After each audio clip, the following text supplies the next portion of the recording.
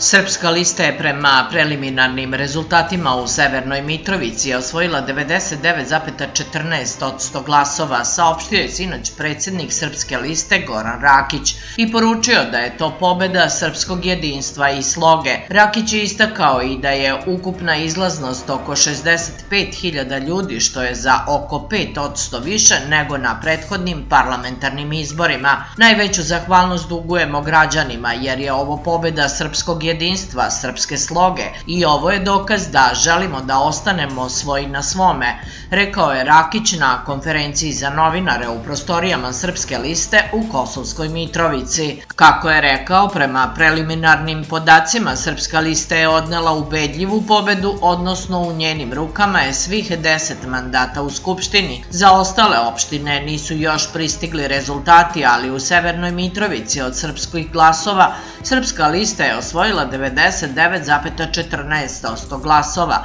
Rada Trajković, Rašić i Petrović osvojili su 0,9%, rekao je Rakić. On je poručio i da ovom pobedom srpski narod sa Kosova i Metohije čestita svim Srbima Dan državnosti. Dodao je da su ovi izbori održani u posebnim okolnostima zbog pandemije, ali i sijaset trikova kojima je, kaže, Priština želela da umanji snagu srpskog naroda i Srpske liste da se u institucijama bori za svoj narod. Jedinstvom i slogom osujetili smo te namere.